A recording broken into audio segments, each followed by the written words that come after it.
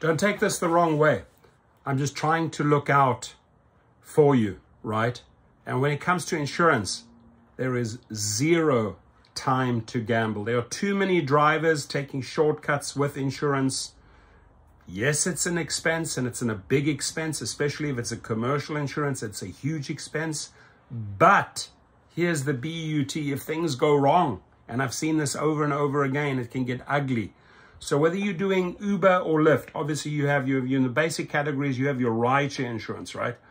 If you have a larger vehicle that requires commercial insurance, go out and shop for a good commercial insurance. And then, are you taking unnecessary coverage risks? Are you insured enough in case something goes wrong? If your rider, your passengers get hurt on an Uber or Lyft trip, or in an SUV black trip while doing private clients, and you're doubling that car, you're using it for Uber and Lyft and for private clients. So you really want to have a good commercial insurance, right? So we'll get into that.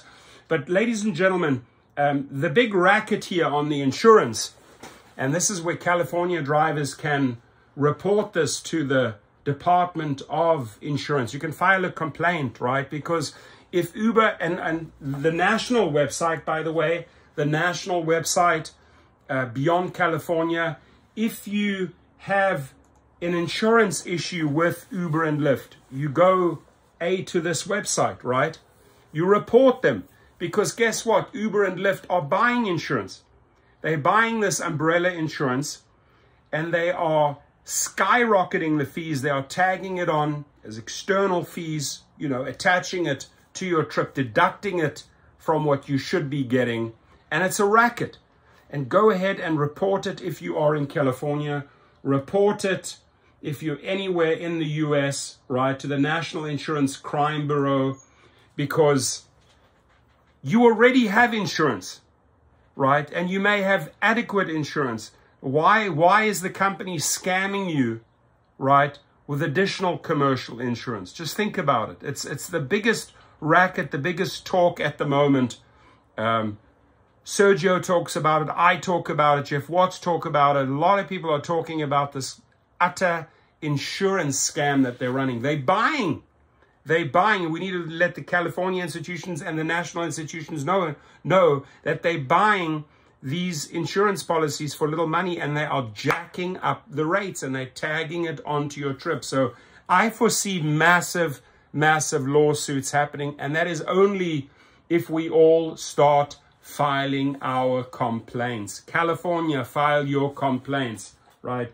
Anywhere national, file your fraud complaint against the company. But let's jump into rideshare.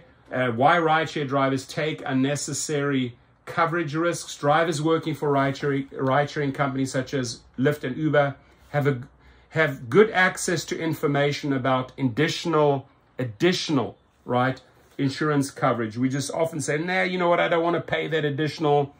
It's just too expensive. And yes, it's gotten super expensive. It's skyrocketed, but it pays to have additional insurance. They should be purchasing, right?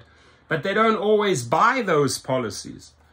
The top 5 transportation network companies for TNCs as insurance referred to rideshare companies all have fairly robust websites when it comes to helping the drivers know what to purchase, says Mr. Walker, shared economy practice leader at Hub. That being said, those are strong recommendations. They're not mandatory. They're just recommendations. And when I took on my insurance policy and started growing and stacking more and more vehicles, right? Not only just for my private side, for my family and all my kids, but also for the business, right? Always made sure that I got excellent knowledge from that agent. And then if I do commit to this extra insurance, right? Is it a good recommendation? Is it worth it? Is it worth paying that? And I've always found that additional insurance has paid out big time. But given high inflation, you know, these are the negatives that are stacking up against us. You know, oh my God, high inflation, looming recession. More gig workers may find themselves having to choose between paying for better insurance coverage and rolling the dice on risk. I wouldn't roll the dice on risk. And if recession fears materialize and people experience layoffs, the ranks of gig workers may soon well. If that happens, Walker notes you're going to get a lot of first-time TNC drivers who may not take the time to review with their carrier the risk being put on themselves and the existing policies when they join or work for one of these operators. Driving for rideshare and delivery platforms creates personal auto coverage risk for brokers' clients, especially since current economic conditions mean a rising percentage of overall drivers on the road are not insured. A lot of drivers today are cutting corners, and insurance in the grand scheme of things tend to be one of the things when people are pressed on their budgets that is among the first to go.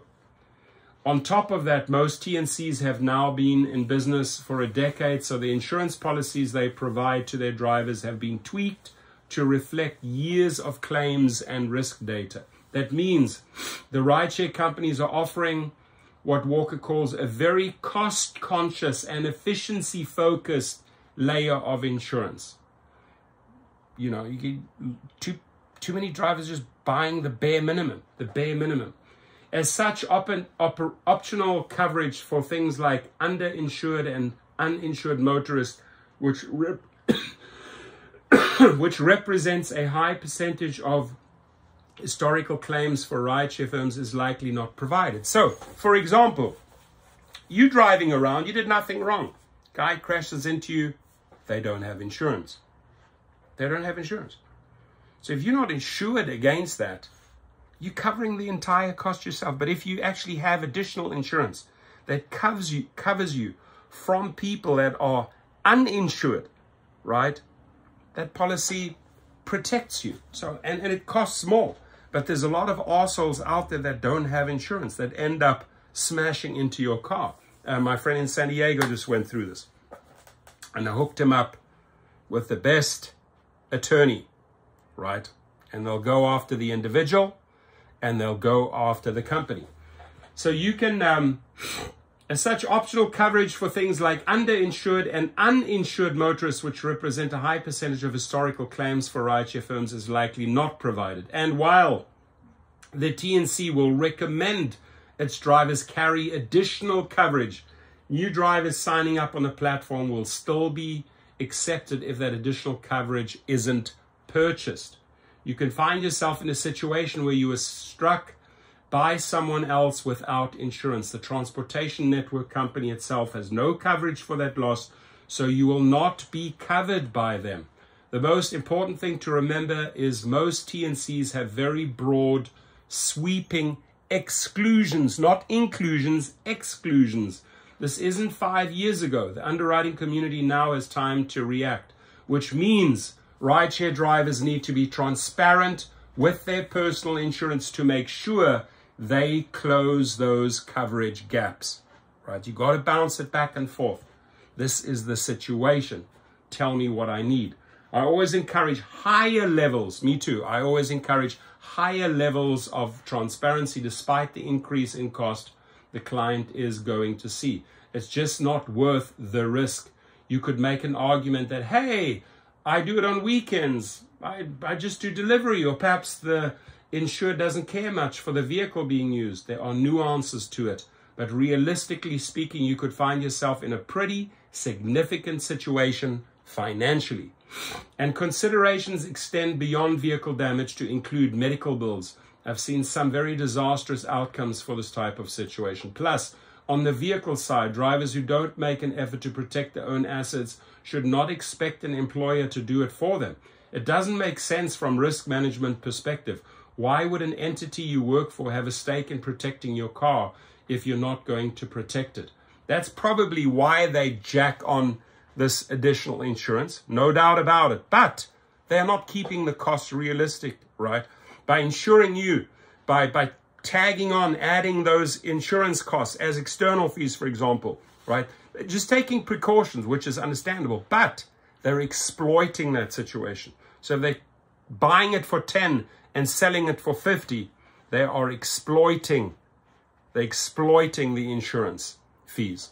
Now, again, I want to go back to filing a claim or a complaint in California against the company if they try any type of shit when it comes to insurance, or just say, hey, why, file it. Why are these companies gouging me? I already have a good commercial insurance. Or if it's on a national level, National Insurance Crime Bureau, hey, why are they ripping me off and taking like $130 out of that trip when I already have a full and comprehensive commercial insurance? This is fraud. So those two links, we need to mount the complaints against Uber and Lyft with these two institutions.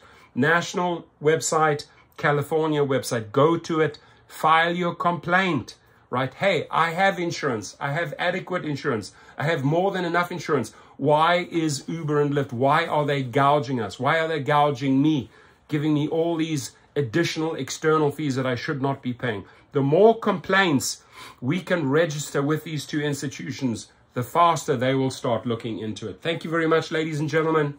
And please leave your comments below. Thank you.